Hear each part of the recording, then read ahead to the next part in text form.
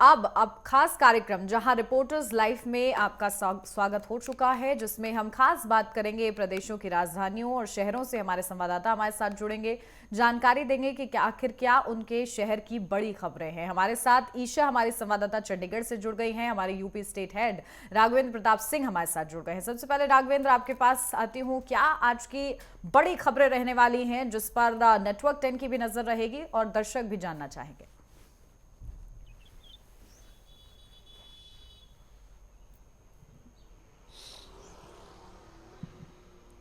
राघवेंद्र, मेरी आवाज मिल रही है आपको?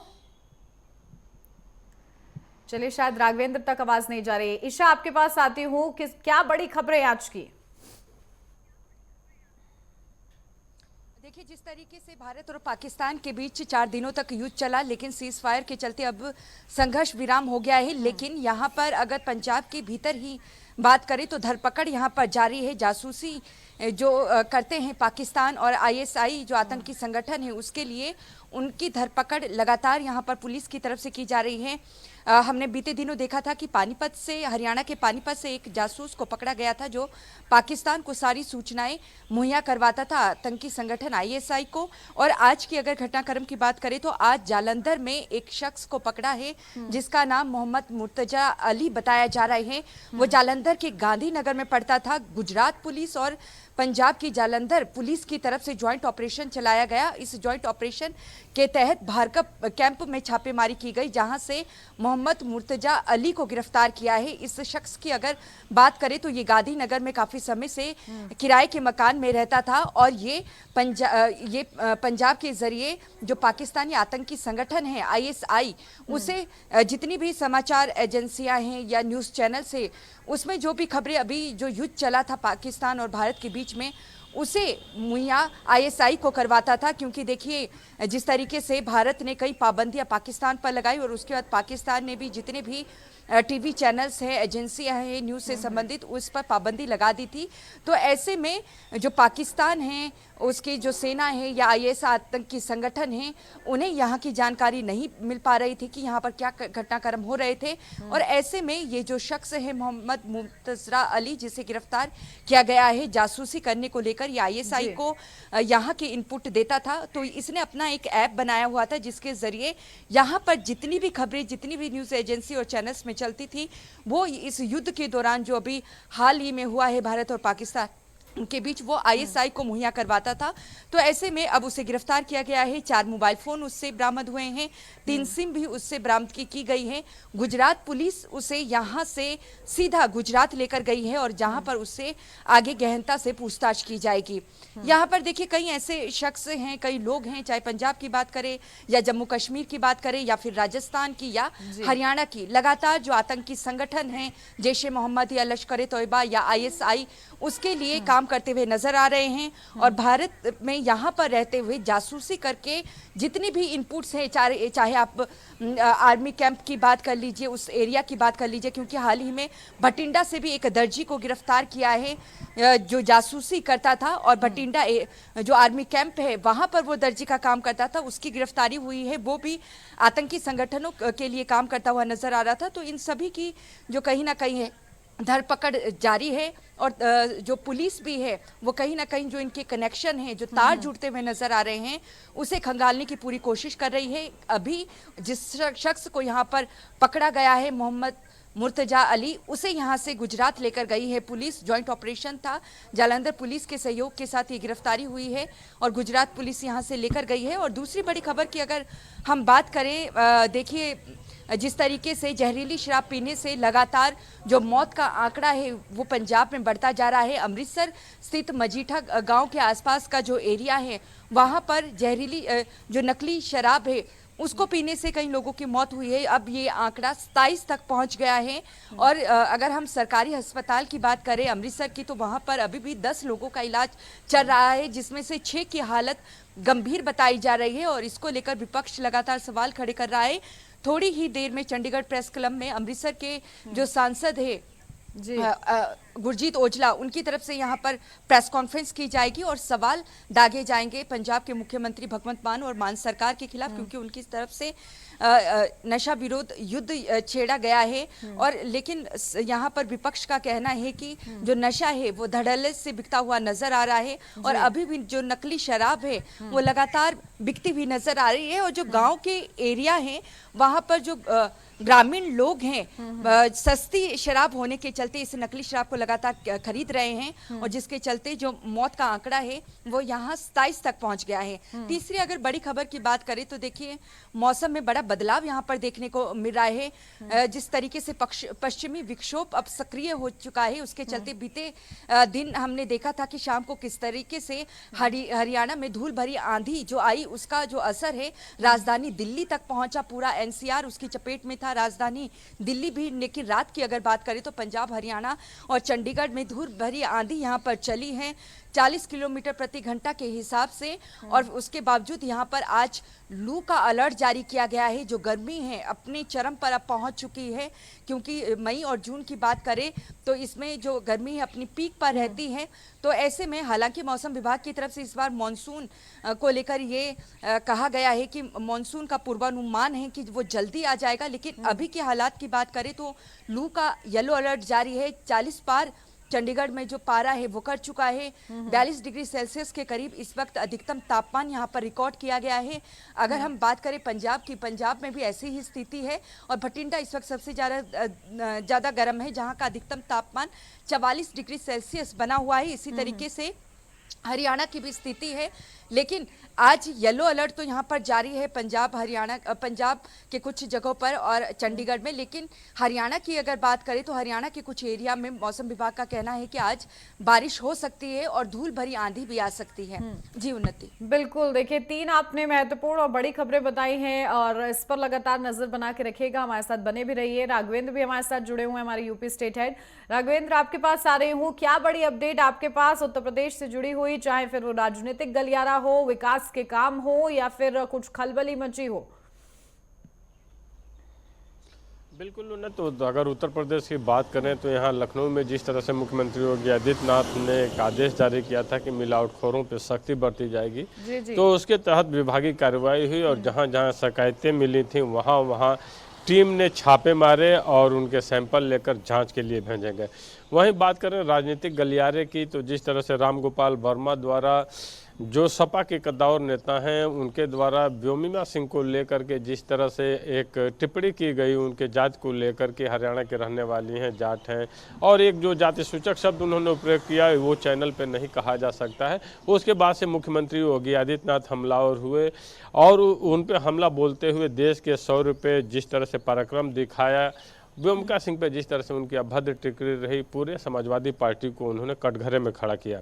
हालांकि समाजवादी पार्टी की तरफ से अलग तर्क दिया जा रहा है। अब यहाँ की जो पुलिस कार्रवाइयाँ हुई हैं, जिस तरह से माफियाओं पे एक्शन हुए हैं, उसको लेकर वो माइनॉरिटी को लेकर के इशारा कर रहे थे। तो एक तरह से कहा जा सकता है कि उत्तर प्रदेश के राजनीतिक गलियारे में व्योमिका सिंह को लेकर आरोप प्रत्यारोप का जो दौर चल रहा है उसको लेकर बाजार गर्म है। वहीं बलिया में जो बीजेपी नेता थे बब्बन सिंह, उनकी जो एक वीडियो वायरल हुई थी उनको लेकर समाजवादी पार्टी बीजेपी पे हमलावर है। तो राजनीतिक गलियारे में इन बयानों को लेकर, इस वीडियो वायरल को लेकर के चर्चा है और एक दूसरे पे आरोप प्रत्यारोप का दौर चल रहा है। वहीं मुख्यमंत्री योगी आदित्यनाथ की बात कर लें तो सुबह उन्होंने 9:15 बजे एक मीटिंग ली है। 10:30 बजे अभी वो श्रम विभाग के प्रस्तुतिकरण देखेंगे। उसके बाद से 2 स्लॉट उनके आरक्षित किए गए हैं जनप्रतिनिधियों से या उत्तर प्रदेश की जनता से मिलने का। इसके अलावा 6 बजे वो सिंचाई विभाग का प्रस्तुतिकरण देखेंगे। वहीं अगर हम हीट वेव की बात करें तो प्रदेश के 16 जिले हीट वेव की कगार पे हैं, ऑरेंज अलर्ट जारी है और तापमान यहाँ पे 41 डिग्री से ऊपर है। हम चाहें हमीरपुर की बात कर लें, महोबा की बात कर लें, बांदा की बात कर लें, चित्रकूट की बात करें या बनारस, जौनपुर, भदोही, चंदौली, बनारस, इसके अलावा जो जौनपुर, आजमगढ़, बलिया, ये जो जनपद हैं यहाँ पे ऑरेंज अलर्ट जारी है कि यहाँ आने वाले समय में 1-2 दिनों में तापमान 42 डिग्री पार हो सकता है। लखनऊ में भी तापमान 41 डिग्री से ऊपर है। तो कहा जा सकता है कि आधा उत्तर प्रदेश भयंकर गर्मी लू की चपेट में है और राजनीतिक गलियारे में आरोप प्रत्यारोप का दौर चल रहा है। वहीं लखनऊ में आज सुबह एक फिर से एक्सीडेंट हुआ, दो गाड़ियां आमने सामने यहीं 10-90 चौराहे के बगल में लड़ी। उसमें कई लोग गंभीर रूप से घायल हो गए, जिनका इलाज सिविल अस्पताल में चल रहा है। वहीं नेपाल बॉर्डर की बात कर लें तो नेपाल बॉर्डर से समीपवर्ती 15 किलोमीटर के दायरे में जो अवैध कंस्ट्रक्शन है, अतिक्रमण हटाओ दस्ता अपनी कार्रवाई लगातार जारी रखे हुए है और मदरसे और जो भी मस्जिदें अवैध रूप से बनी हुई थी, शिक्षण संस्थान जो बने हुए थे, जहां से अवैध गतिविधियां संचालित हुई थी, उनको हटाने का काम चल रहा है, उनको बुलडोजर से तोड़ने का काम चल रहा है। जी उन्नत। बिल्कुल। देखिए राघवेंद्र, आपने बताया किस तरीके से जो विवादित बयान है वो सामने आ रहे हैं और खास तौर से हमारी विंग कमांडर को लेकर जो कहा गया है। इससे पहले देखिए कर्नल सोफिया कुरैशी के लिए भी विजय शाह की तरफ से कहा गया, मध्य प्रदेश में उनके खिलाफ काफी बवाल हुआ, मामला कोर्ट तक भी पहुंचा, कोर्ट ने एफआईआर दर्ज करने के लिए भी कह दिया। ऐसा कुछ वहां पर भी उत्तर प्रदेश में भी देखने को मिल रहा है क्या? बिल्कुल, अगर मध्य प्रदेश की बात करें तो वहाँ के बीजेपी नेता द्वारा जिस तरह से बयान दिए गए तो वो इस तरह के विवादित बयान के लिए जाने जाते हैं। पूर्व मुख्यमंत्री शिवराज सिंह की पत्नी को लेकर भी इन्होंने अभद्र टिप्पणी की थी। इसके बाद जिस तरह से सोफिया कुरैशी को लेकर इन्होंने टिप्पणी की है, हाईकोर्ट के आदेश के बाद से एफआईआर दर्ज हुई है, लेकिन अभी कोई कार्रवाई नहीं हुई है। हालांकि वो 2 बार माफी मांग चुके हैं। वहीं रामगोपाल वर्मा ने जिस तरह से व्योमिका सिंह पे, तो एक तरह से कहा जाता है पार्टी चाहे जो भी हो, ये जो राजनीतिक नेता हैं ये अपने बयानबाजी से बाहर नहीं आते हैं और इनकी बयानबाजी इसलिए भी चलती रहती है क्योंकि पार्टियां मजबूत एक्शन नहीं लेती हैं। इन नेताओं को अगले चुनाव में टिकट भी मिल जाता है, ये चुनाव जीतकर आ भी जाते हैं, मंत्री भी बन जाता है या महत्वपूर्ण ओहदा भी मिल जाता है। तो राजनीति में एक गिरता स्तर या नैतिकता का जो स्तर है, वो जो ग्राफ जो लेवल है वो जो गिर रहा है, उसी का देन है कि इस नेता इतने बड़े बड़े ओहदों पे पहुंचने के बाद भी कोई देश की सेना में काम करने वाले बड़े अधिकारियों पे इस तरह की अभद्र टिप्पणी करते हैं या किसी राजनीतिक अन्य नेताओं पे भी इस तरह की अभद्र टिप्पणी करते देखे जाते हैं।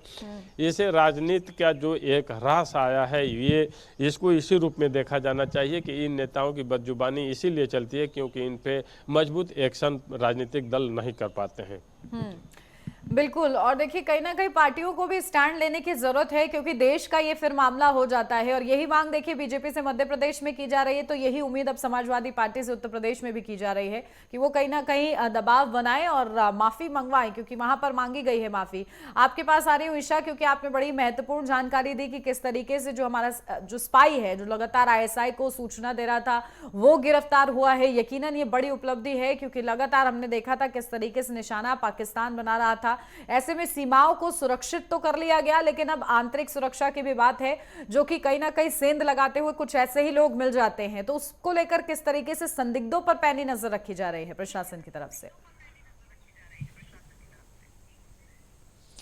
देखिए उन्नति, अब जो संदिग्ध हैं उन पर ही पैनी नज़र यहाँ पर रखी जा रही है क्योंकि जो देश के अंदर ही कई ऐसे लोग हैं जो लगातार जो दुश्मन देश है पाकिस्तान, उनके साथ मिले हुए हैं। यहाँ की जो इनपुट्स हैं, चाहे आर्मी एरिया की बात करें या सरकारों की, वो उन्हें देते हुए नज़र आ रहे हैं। और ऐसे में क्योंकि पंजाब के का जो सरहदी इलाका है, वहाँ पर 6 जिले पड़ते हैं और उसमें कई ऐसे युवा हैं जो बेरोजगारी के चलते भी और नशे के आदी होने के चलते भी जो पाकिस्तान है उसके हाथ की कठपुतली बनते हुए नजर आ रहे हैं।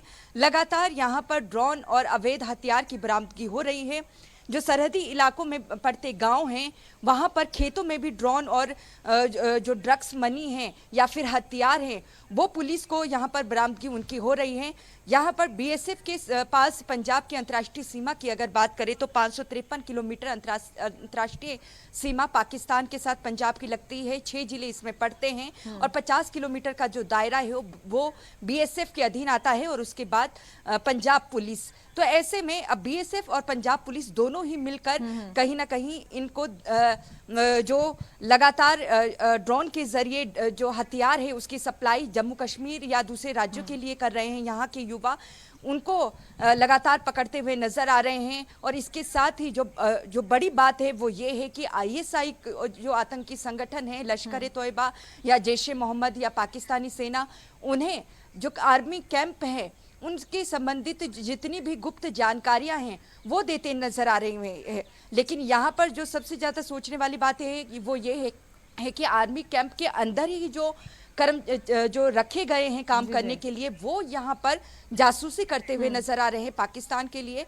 भटिंडा से एक दर्जी को पकड़ लिया गया है, पानीपत से भी एक शख्स को पकड़ा गया है जिसे 20 तारीख तक रिमांड में लिया गया है। आज जालंधर से एक गिरफ्तारी हुई है, गुजरात पुलिस उसे लेकर गई है। गुजरात पुलिस सुबह ही यहाँ पर पहुंच गई थी जालंधर में उसे पकड़ने के लिए, और उसे पकड़ कर ले गए हैं। अब तार जोड़ने की कोशिश यहाँ पर की जाएगी कि उसके लिंक कहाँ कहाँ पर है। और जैसा देखिए पंजाब में जैसे हाल है, यही हाल जम्मू कश्मीर में भी है।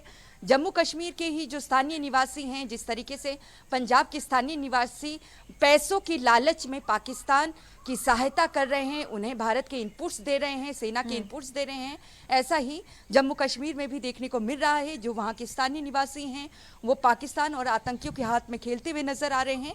लेकिन अब जो ये स्लीपर सेल है, इसे तोड़ने की कोशिश पूरी पुलिस की तरफ से की जा रही है, सेना की तरफ से की जा रही है, बीएसएफ की तरफ से की जा रही है, और इनकी धरपकड़ लगातार जारी है। जी बिल्कुल, देखिए लगातार ये कोशिश हो रही है, तो ये बेहद ही ज्यादा महत्वपूर्ण है। कहीं ना कहीं ये इसी से आंतरिक सुरक्षा जो है वो संपन्न हो पाएगी। आपके पास आ रही हूँ राघवेंद्र, क्योंकि खाद्य विभाग किस तरीके से एक्टिव नजर आ रहा है, क्योंकि सीएम योगी आदित्यनाथ का आदेश है कि मिलावटखोरों के खिलाफ एक अभियान चलाया जाए, चेकिंग हो, तो उसकी मॉनिटरिंग होती हुई नजर आ रही है कि नहीं, अमल में हुआ है वो आदेश?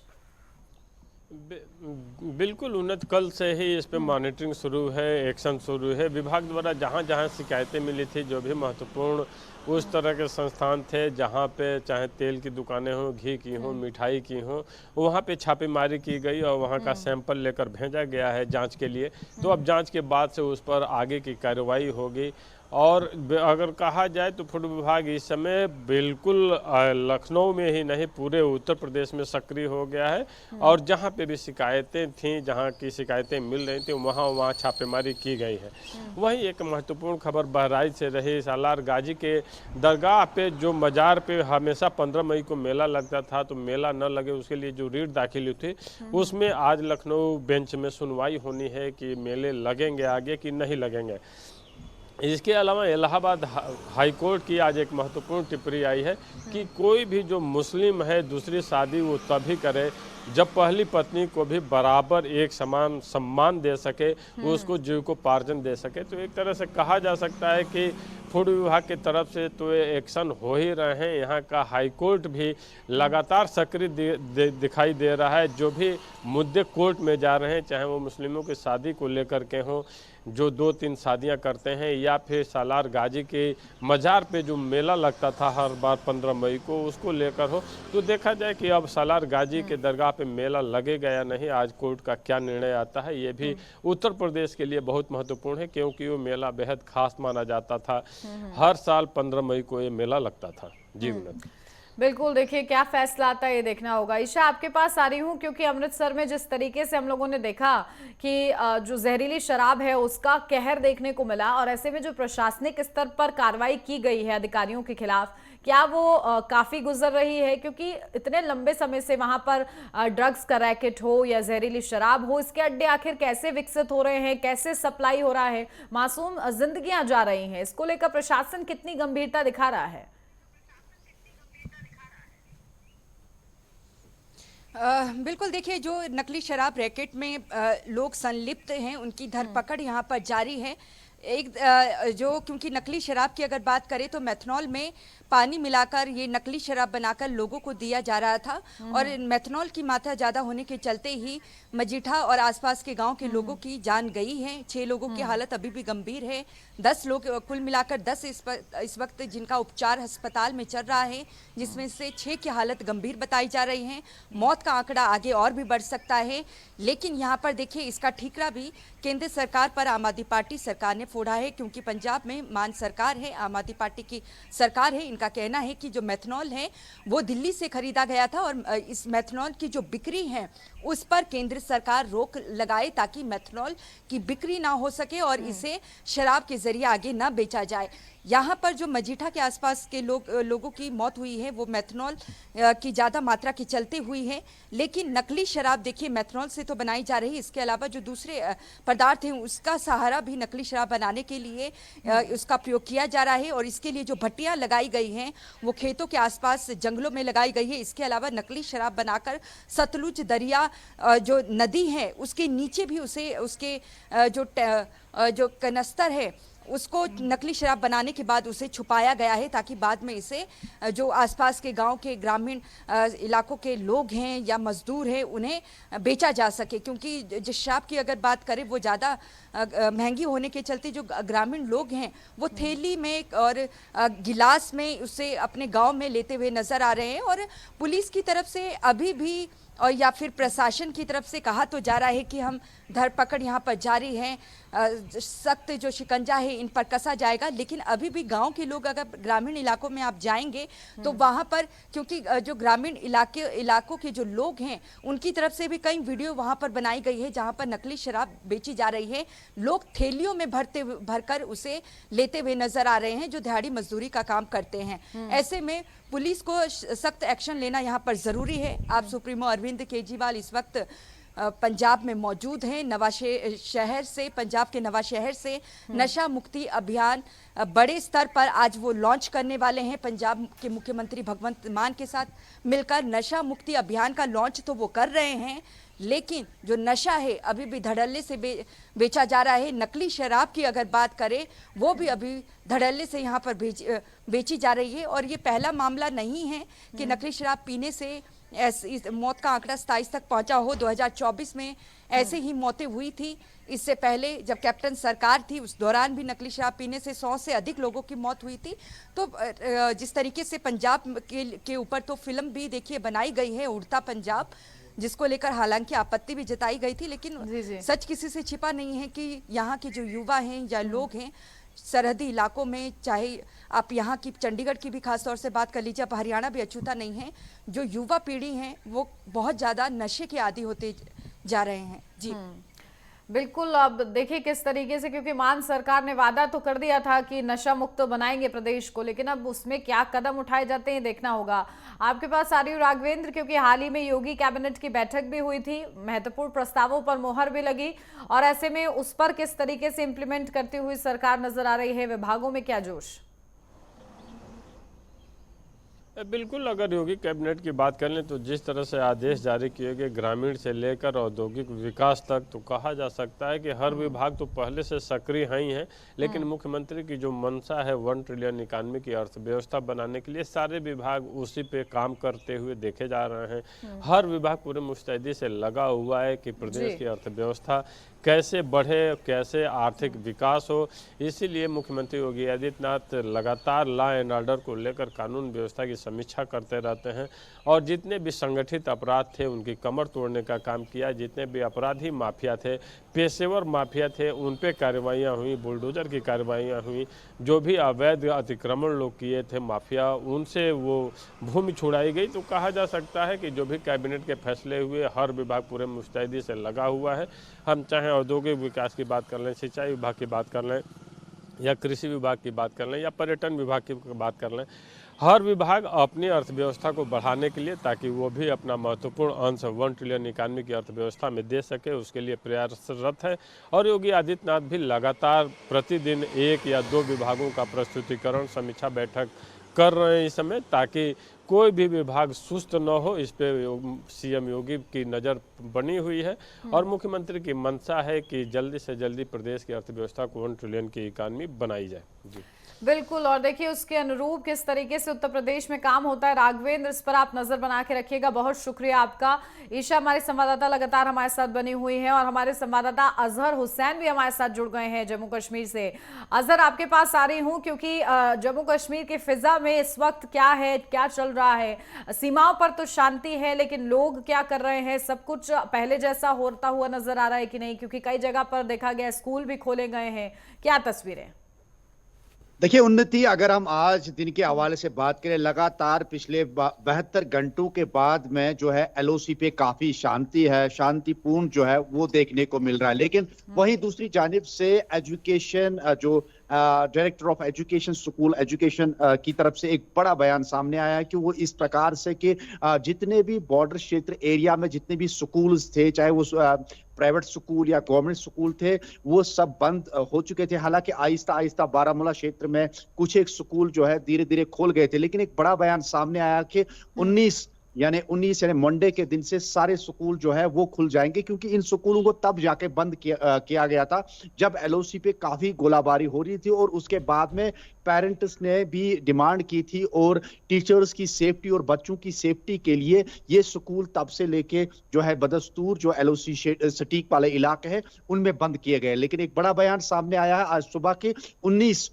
मई से जो है सारे स्कूल जो है वो खुल जाएंगे, जिसमें प्राइवेट और गवर्नमेंट स्कूल दोनों मिलके वो खुल जाएंगे। दूसरी एक खबर जो है वो सामने आ रही है, जिस तरीके से कल जो है डिफेंस मिनिस्टर राजनाथ सिंह जम्मू कश्मीर के दौरे पे थे। हालांकि आज वो यहाँ से नहीं है, आज वो दूसरे क्षेत्र में दौरे पे है, लेकिन उसकी जो चर्चा है, जिस तरीके से वो एलओसी क्षेत्र में गए या बादामी बाग में गए, वहां आर्मी जवानों से मिले, उनका मनोबल और उनकी हौसला अफजाई की, और साथ ही साथ उन्होंने पाकिस्तान को एक बार फिर वहां से चेतावनी दी कि अगर वो आतंकवाद को फिर से बढ़ावा देगा तो उनका परिणाम जो है वो बुरा होगा। और इसके साथ साथ फौज का हौसला बढ़ाते हुए और उनका जोश बढ़ाते हुए उन्होंने उनसे खिताब भी किया। दूसरी जानिब जो सेना के प्रमुख है उपिंदर द्विवेदी, उपिंदर बेदी, उन्होंने भी कल जो है एलओसी सेक्टर के थ्रू फौज के साथ जो है वहां पे बैठक की, उनसे मुलाकात हुए, उनकी हौसला अफजाई की, और कहीं ना कहीं इस सारे माहौल को लेके, हालांकि अभी एलओसी के सटीक वाले इलाके या एलओसी पे अभी शांति बनी हुई है, हम भी प्रार्थना करते हैं कि शांति बनी रहे, लेकिन उसके बावजूद भी फौज को हिदायत दी गई कि वो किसी भी सिचुएशन के लिए निपटने के लिए तैयार रहे, क्योंकि पाकिस्तान के जो इरादे हैं कब बदल जाए इस पे कोई भरोसा नहीं कर सकता है। लेकिन फिलहाल जो है एलओसी पे शांतिपूर्ण है। और घाटी की बात करें, लगातार कल भी जिस तरीके से तिरंगा रैली निकाली गई, श्रीनगर में निकाली गई, पर्टिकुलरली पहलगाम में, जिस तरीके से हम बात कर रहे थे कि इस रैली में सिविल सोसाइटी का इस तिरंगा रैली में हिस्सा लेने का इम्कान है। बिल्कुल वही हुआ कि पहलगाम में जिस तरीके से टैक्सी वालों ने, घोड़ेबानों ने, सिविल सोसाइटी ने वहां पे उस तिरंगा रैली में हिस्सा लिया, और कहीं ना कहीं वो पहलगाम भी गूंज उठा, भारत माता की जय और जो है भारतीय सेना की जय लगा के नारों से वो गूंज उठा। और कहीं ना कहीं उनकी भी यही डिमांड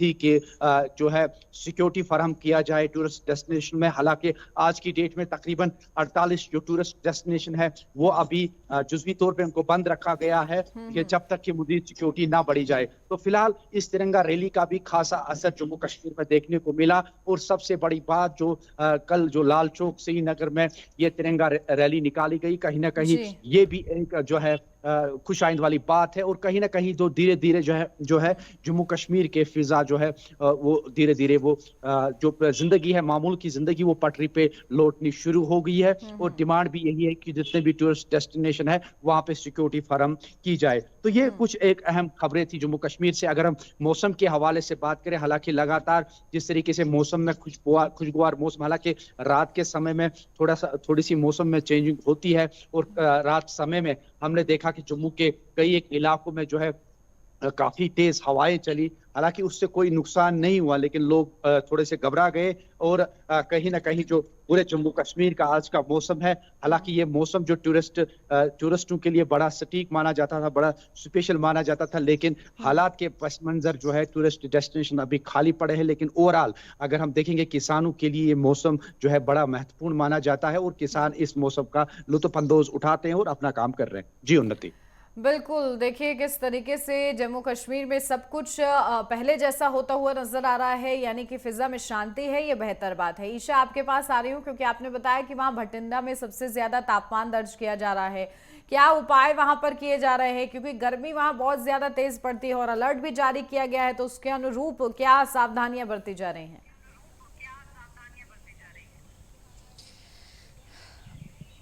जी उन्नति, अगर भटिंडा की बात करें तो 44 डिग्री सेल्सियस के करीब वहां पर जो अधिकतम तापमान है वो दर्ज किया गया है। और मौसम विभाग की तरफ से भटिंडा के साथ साथ पंजाब और चंडीगढ़ के साथ साथ हरियाणा को लेकर भी अलर्ट जारी किया गया है कि जो, क्योंकि अगर हरियाणा के कुछ जगहों की बात करें, पंचकुला या अंबाला की, वहां के लिए बारिश का किसी तरीके का अलर्ट नहीं है, लेकिन येलो अलर्ट लू का जारी किया गया है। इस वक्त गर्मी अपनी चरम पर है।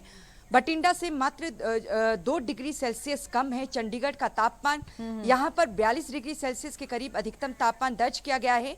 मौसम विभाग की तरफ से जो हिदायतें जारी की गई है उसके मुताबिक दोपहर 12 बजे से लेकर शाम 5 बजे तक घरों से बाहर न निकलने की सलाह यहाँ पर दी गई है, क्योंकि लू बहुत ज़्यादा यहाँ पर चल रही है और ऐसा ही मौसम आने वाले 3 दिनों तक बना रहेगा।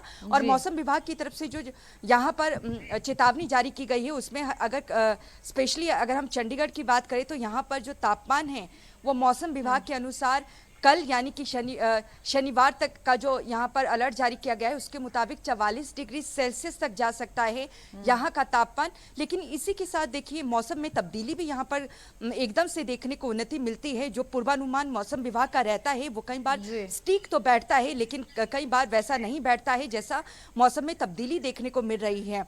यहाँ पर बीती रात की अगर बात करें तो आंधी तूफान बहुत तेजी से यहाँ पर आया था, 40 किलोमीटर प्रति घंटा के हिसाब से।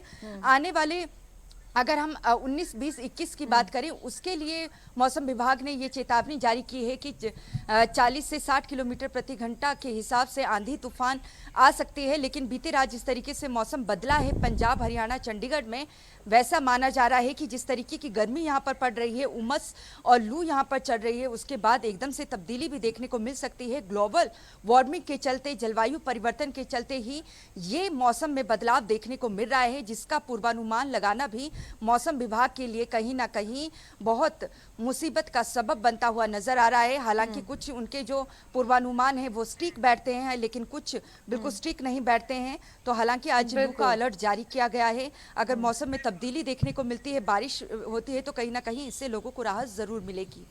बिल्कुल, देखिए लोग अपने स्तर से तो सावधानियां बरतने का प्रयास कर रहे हैं। बहुत शुक्रिया ईशा, आपने तमाम महत्वपूर्ण अपडेट हम तक पहुंचाई।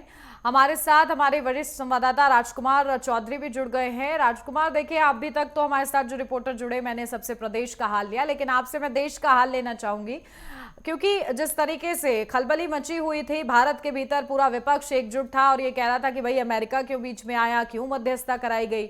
अब अमेरिका यानी कि राष्ट्रपति डोनाल्ड ट्रंप ने ही यू टर्न मान लिया है और कहा है कि मैंने मध्यस्थता नहीं कराई है भाई, मैंने तो बस कहीं ना कहीं उस मुद्दे को सॉल्व कराने में मदद की है। इतना बड़े बयान से वो पलट गए हैं, तो अब वो शोर शांत होता हुआ नजर आ रहा है कि नहीं, जो मध्यस्थता के उनके उस बयान के बाद शुरू हुआ था?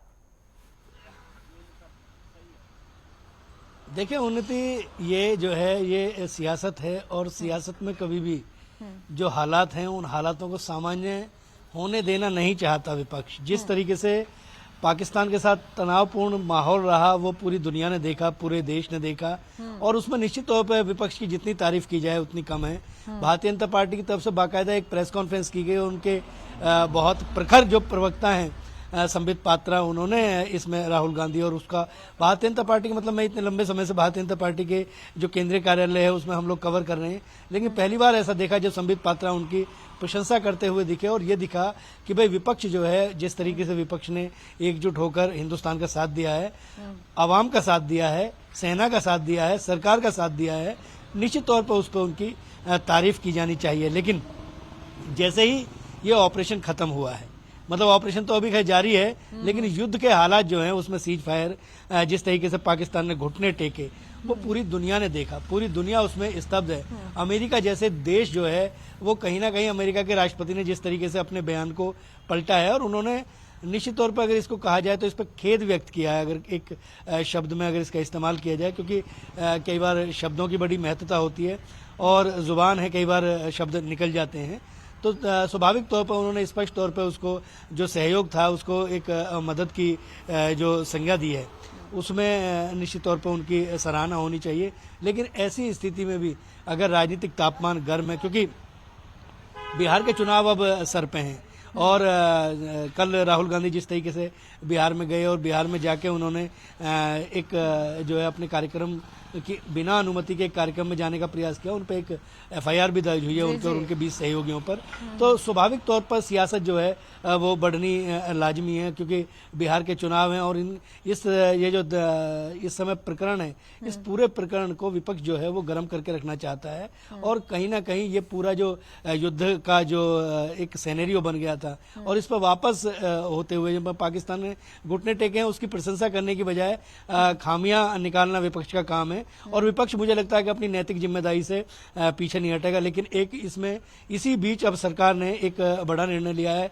भारतीय जनता पार्टी ने जिस तरीके से 23 तारीख तक तिरंगा यात्रा को पूरे देश में चलाने का निर्णय लिया है, उसकी हर दिन समीक्षा होगी, हर जिला स्तर पर समीक्षा होगी और एक आम आदमी तक ये मैसेज पहुंचाना है। तो स्वाभाविक तौर पर कहीं ना कहीं अब सत्तारूढ़ पार्टी जो है वो, अगर हम बात करें एनडीए की, तो वो भी अब कहीं ना कहीं अपनी बात को आम आदमी तक, क्योंकि जनता जनार्दन है, जनता के जो डोमेन है उसमें ले जाने के प्रयास में निश्चित तौर पर निरंतर जारी है। एक बड़ी खबर जो है, आज गुजरात के दौरे पर है, भुज में जो एयरपोर्ट है सेना का, उस पर रक्षा मंत्री राजनाथ सिंह पहुंच रहे हैं और वो दिल्ली से कूच कर गए हैं। उसके अलावा दिल्ली की बात की जाए तो निश्चित तौर पे जैसे हमारी चंडीगढ़ की प्रभारी बता रही थी कि वहाँ पर हवा जो है, आबो हवा जो है वो दूषित है। तो स्वाभाविक तौर पे दिल्ली में भी ये आबो हवा जो है, इंडेक्स जो है वो बहुत ख़राब स्थिति में रिकॉर्ड हुआ है और इस पर भी राजनीति शुरू हो गई है। इस पर अरविंद केजरीवाल का बयान आया है कि हम जब सत्ता में थे तो निश्चित तौर पे जो दिल्ली है वो कहीं ना कहीं एक गैस चैम्बर बन गया था, लेकिन अब क्या ये गैस चैम्बर है, क्या ये हालात सुधरेंगे? इस तरीके की जो कयास हैं वो कहीं ना कहीं दिल्ली सरकार को भी वो घेरते हुए नजर आएंगे। विपक्ष के नेता जो हैं वो तैयारी शुरू हो गई। एक सुप्रीम कोर्ट ने एक बड़ा निर्णय लिया है बिल्कुल कि अगर बात की जाए तो मथुरा में वृंदावन में एक बड़ा कॉरिडोर बनना है। उस कॉरिडोर के लिए जो वृंदावन का जो मंदिर है, उस मंदिर में जो चढ़ावा आता है, उस पैसे का इस्तेमाल करने के लिए एक याचिका दायर की हुई थी, जिसमें सुप्रीम कोर्ट ने स्पष्ट निर्देश दे दिए। हाई कोर्ट का जो राजकुमार, इस पर अधिक जानकारी आपसे लूंगी। इस बीच अजहर आपके पास आ रही हूँ, क्योंकि देखिए किस तरीके से वहां पर सुरक्षा बल जो है वो मोर्चा संभालते हुए नजर आ रहे हैं। लगातार लश्कर के कमांडर को भी ढेर किया गया है। आज किस तरीके से सर्च अभियान हम देखेंगे सुरक्षा बलों की तरफ से? देखिए उन्नति, ये ना कि आज की हम बात करें, चाहे हम ऑपरेशन सिंदूर की बात करें या ऑपरेशन सिंदूर से पहले की बात करें, लगातार जम्मू कश्मीर में सेना, पुलिस और ये सब मिलके जो है हर एक क्षेत्र में चाहे सर्च अभियान चलाते हैं, चाहे कोई भी मसला होता है तो जो सिक्योरिटी फोर्स है वो सामने आती है। मैं आपको बता दूं कि चाहे यहाँ पे सर्दी का माइनस तापमान हो, -14 में भी आपको भारतीय सेना जो है वो रोड पे दिखेंगे और इसके साथ साथ जम्मू कश्मीर पुलिस, CRPF भी आपको रोड पे मिलेंगी, जो कि देश की हिफाजत के साथ साथ सिविलियन की यहाँ पे हिफाजत करने में हुआ है। हालांकि अगर हम कल के इनकाउंटर की बात करें, एक बड़ी कार्रवाई और एक बड़ी कामयाबी सिक्योरिटी फोर्सेस की तरफ से दक्षिणी कश्मीर का, पहले कैलर, शोपियान, वहां से 3 आतंकी, जिसमें लश्कर का एक टॉप कमांडर, और उसके बाद में इसी दक्षिणी कश्मीर के त्राल इलाके से एक और इनकाउंटर, जहां पे भी 3 और आतंकी जिनको वहां पे ढेर कर दिया गया। कहीं ना कहीं सिक्योरिटी फोर्सेस के लिए एक बड़ी कामयाबी। हालांकि इसके बाद में सिक्योरिटी फोर्सेस लगातार हिमालयन के पहाड़ियों में या पीर पंचाल के पहाड़ियों में, जंगलों में और आबादी वाले इलाके में, रूरल एरिया में, साउथ, नॉर्थ, सेंटर कश्मीर में, हर एक जगह पे अलर्ट है और अलर्ट मोड के तहत वो वहां पे काम कर रही है। सर्च अभियान चलाए जा रहे हैं और जिसके बदौलत इस तरीके के ऑपरेशन जो है वो चलाए जा रहे हैं।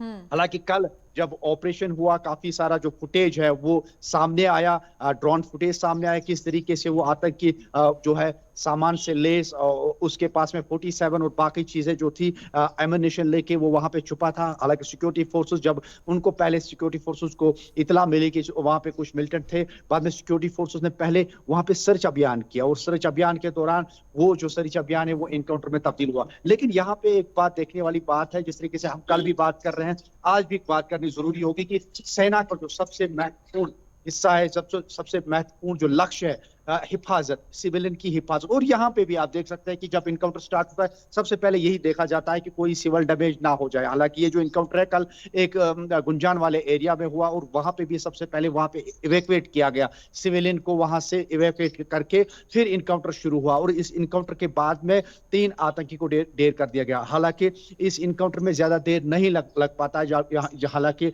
जब सर्च अभियान शुरू होता है आधा 1 घंटे तक, 1 घंटे के बाद जो ही जो मिलिटेंट्स के साथ कांटेक्ट होता है तो विद इन नो टाइम, यानी 10 या 15 मिनट के बाद में अगर वो जो है संयम से काम ना ले, वहां पे सिविलियन की परवाह ना करे, तो आधे या 15 मिनट में वो इनकाउंटर कंक्लूड होता है। लेकिन सेना इसलिए उस कहीं पे भी जो भी ऑपरेशन चलाती है इसलिए टाइम लगाती है ताकि वहां पे बिल्कुल सटीक वाले इलाके पे पकड़े और सटीक वाले संदिग्ध जो शख्स है या जो आतंकी बैठा हुआ या घुसपैठ किया हुआ है उसको बाहर निकाल के उसको वहां पे ढेर करे। ये सबसे बड़ी बात है। और रही सवाल आने वाले समय में जिस तरीके से अभी जो है बर्फानी यानी अमरनाथ यात्रा स्टार्ट होने जा रही है, इस पे भी सोचो विचार हो रही है। जिस तरीके से कल लगातार सेना के प्रमुख यहाँ पे वारिद हुए, उसके बाद में उससे पहले जो है डिफेंस मिनिस्टर राजनाथ सिंह जो है जम्मू कश्मीर में जो है पहुंचे और वहां पे बादामी बाग में सिक्योरिटी सिनेरियो का जायजा लिया। हालांकि उनकी हौसला अफजाई भी की और बाकी सारे सिक्योरिटी सिनेरियो पे भी बात की गई।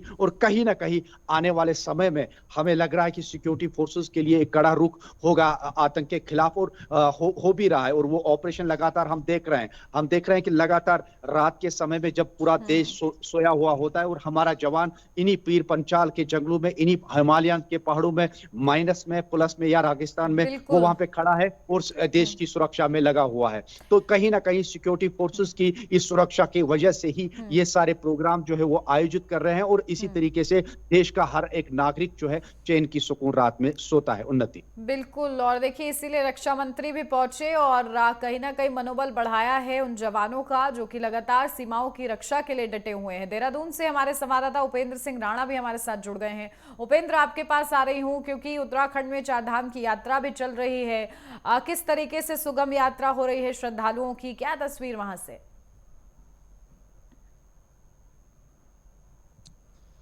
देखिए, बिल्कुल जिस तरीके से जो 4 धाम यात्रा है, 4 धाम यात्रा पूरी सुगमता से के साथ जो है वो चल रही है। अभी तक 27 लाख से ज़्यादा श्रद्धालुओं ने जिस तरीके से रजिस्ट्रेशन जो है वो 4 धाम यात्रा के लिए कर चुके हैं। लगभग 8 लाख से ज़्यादा श्रद्धालुओं ने 4 धामों के दर्शन जो है वो कर लिए हैं। लगातार अगर देखा जाए तो श्रद्धालुओं की संख्या में लगातार जो है वो इजाफा होता दिख रहा है। हालांकि उत्तराखंड में जिस तरीके से मौसम का मिजाज जिस तरीके से लगातार बदल रहा है और बीच में जिस तरीके से जो भारत पाक के बीच जो तनाव की स्थिति बन रही थी उसमें थोड़ा सा कमी जो है वो श्रद्धालुओं में देखने को मिली। लेकिन उसके बाद जैसे ही मौसम साफ होता दिख रहा है उसके बाद से फिर से श्रद्धालुओं का रुख जो है 4 धाम यात्रा की ओर जो है वो देखने को मिल रहा है। अलग अलग पड़ावों पर अगर देखा जाए तो काफ़ी संख्या में श्रद्धालु जो हैं 4 धाम यात्रा के लिए जो है वो पहुंच रहे हैं। और जिस तरीके से पूरी व्यवस्था, चाक चौबंद व्यवस्था जो है सरकार और प्रशासन की ओर से जो है 4 धाम यात्रा को लेकर की गई है। इस बार जिस तरीके से वीवीआईपी मूवमेंट को खत्म किया गया है, वो टोकन सिस्टम से जिस तरीके से श्रद्धालुओं को 4 धाम में दर्शन जो है वो दिया जा रहा है, तो ऐसे में श्रद्धालु भी काफी खुश नजर आ रहे हैं। साथ ही साथ जिस तरीके से पिछले साल ये देखा गया था कि एक बैरिकेडिंग लगाकर जो है श्रद्धालुओं को रोकने का काम जिस तरीके से किया जा रहा था, इस बार किसी भी तरीके से बैरिकेडिंग जो है वो कहीं पर भी जो है नहीं लगाया गया है ताकि श्रद्धालु जो है सीधे धामों की ओर जो है वो पहुंचे। उसके साथ ही जो ऑनलाइन रजिस्ट्रेशन हो रहे हैं उसके साथ ऑफलाइन रजिस्ट्रेशन के लिए भी अलग अलग जगहों पर, अलग अलग पड़ाव पर जो है ऑफलाइन रजिस्ट्रेशन के लिए व्यवस्था जो है प्रशासन की ओर से की गई है। यानी कि कोई अगर श्रद्धालु जो है वो ऑनलाइन रजिस्ट्रेशन से छूट गया हो या उसका रजिस्ट्रेशन नहीं हो पाया हो तो वो अपना ऑफलाइन रजिस्ट्रेशन जो है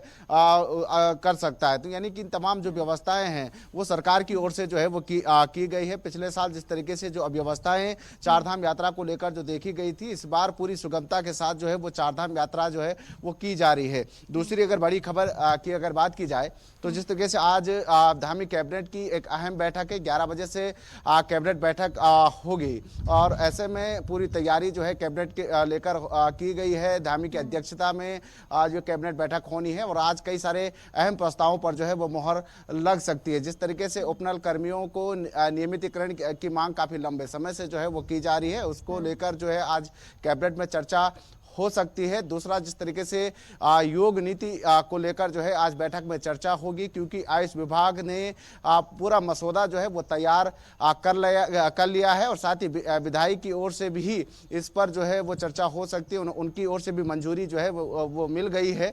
तो ऐसे में ये माना जा रहा है कि आज कैबिनेट पर जो है योग नीति को लेकर भी चर्चा जो है वो हो सकती है। तीसरा, जिस तरीके से जो मुख्यमंत्री स्वरोजगार योजना है और अति सूक्ष्म स्वरोजगार योजना है, उसको लेकर कैबिनेट में चर्चा हो सकती है। उसको समायोजन की जो मांग काफी लंबे समय से चल रही थी, उसको लेकर कैबिनेट में जो है वो आज चर्चा होगी। और साथ ही साथ जिस तरीके से देश में ऑपरेशन सिंदूर, जिस तरीके से सफल आयोजन जिस तरीके से ऑपरेशन सिंदूर का हुआ, तो ऐसे में भारतीय सेनाओं का और प्रधानमंत्री नरेंद्र मोदी का जो है धन्यवाद प्रस्ताव भी जो है वो कैबिनेट में आज मुख्यमंत्री की अध्यक्षता में जो है आगामी कैबिनेट जो है वो ला सकती है। यानी कि कई सारे अहम प्रस्तावों पर जो है वो आज चर्चा हो सकती है। 11 बजे से ये बैठक होनी है। ऐसे में तमाम जो अधिकारी हैं, तमाम मंत्री जो हैं वो कैबिनेट बैठक में जो है वो मौजूद रहेंगे।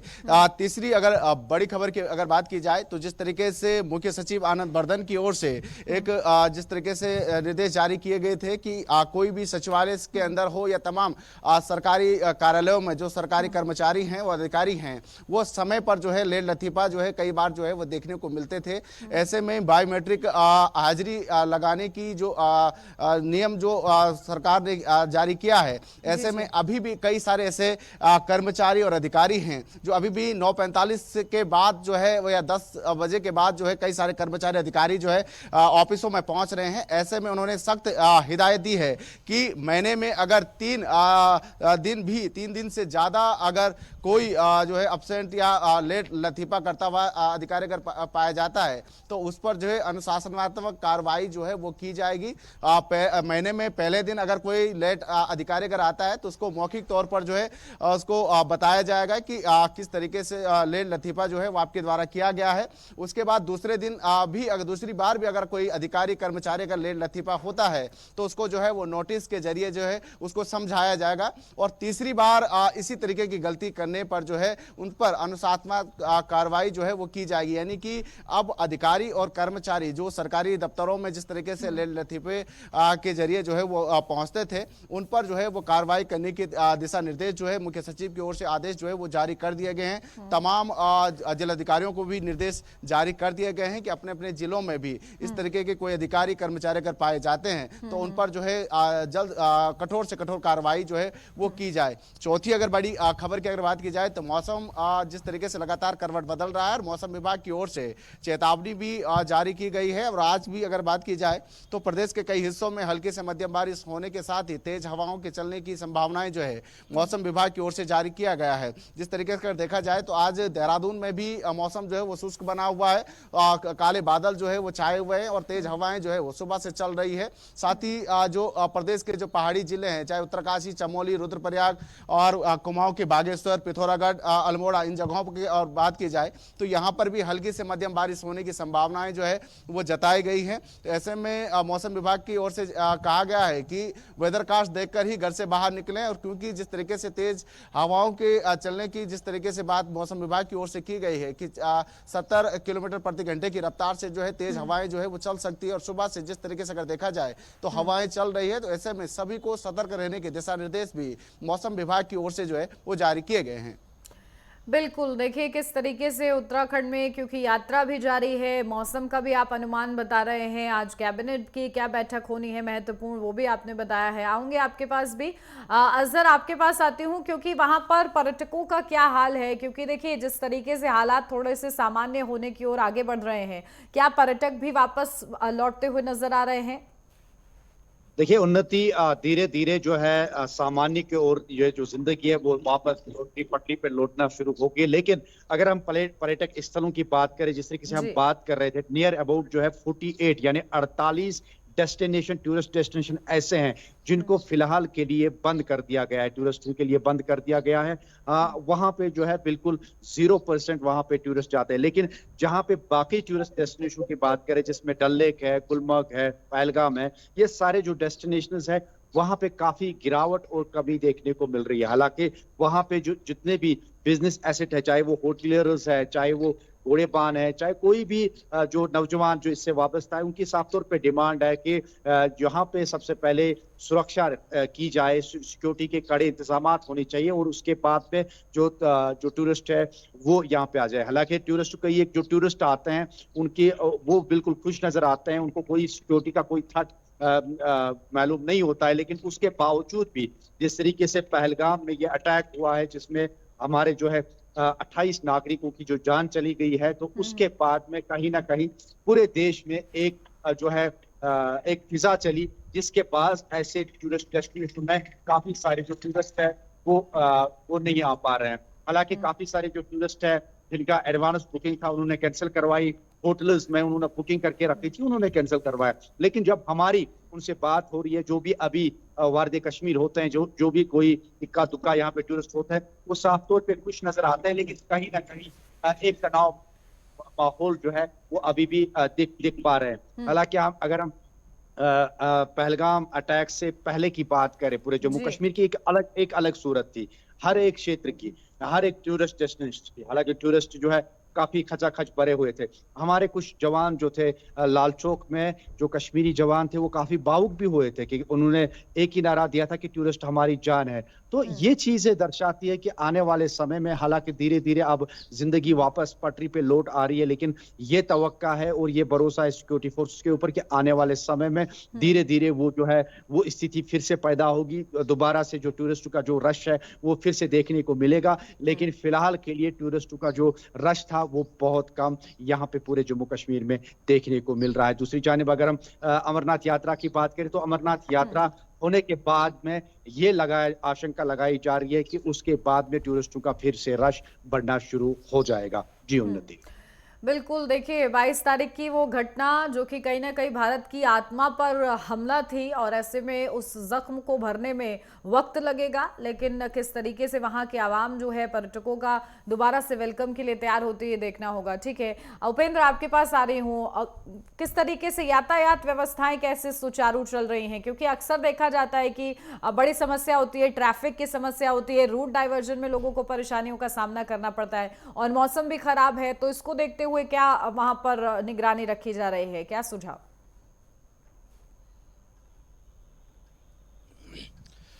देखिए, अगर देहरादून की अगर बात की जाए तो यहाँ पर जो ट्रैफिक की समस्या है वो काफ़ी लंबे समय से चल रही है, और कई बार जब भी छोटे बड़े कार्यक्रम अगर होते हैं तो यहाँ पर रूट डाइवर्ट जब होता है तो काफ़ी लंबा जाम की समस्याओं से जो है आम लोगों को जो है वो जूझना पड़ता है। दूसरा, जब पर्यटन सीजन भी है, साथ ही साथ जिस तरीके से चारधाम यात्रा भी चल रही है, ऐसे में जो ऐसे नेक पॉइंट हैं जहाँ पर ज़्यादातर जाम की समस्याएँ जो है वो रहती है, वहाँ पर पहले से ही पुलिस प्रशासन जो है वो मुस्तैद नज़र आ रही है। चौक चौराहों पर पुलिस प्रशासन की टीमें जो है वो लगी हुई है। अगर कहीं पर जाम की समस्या अगर हो रही है तो उसको कम करने की कोशिश जो है वो लगातार की जा रही है। कई बार जो है रूट को डाइवर्ट जो है वो किया जा रहा है, और साथ ही साथ जिस तरीके से अगर पहाड़ी इलाकों की बात की जाए तो जो ऐसे पड़ाव हैं जहां पर ज़्यादातर संख्या में जिस तरीके से यात्री रुकते हैं या जहां पर ज़्यादातर समस्याएं अगर होती है, तो उन जगहों पर भी पूरी तैयारी जो है प्रशासन और पुलिस प्रशासन की ओर से जो है वो की गई है। जिस तरीके से रूट डाइवर्ट करना हो, ऐसे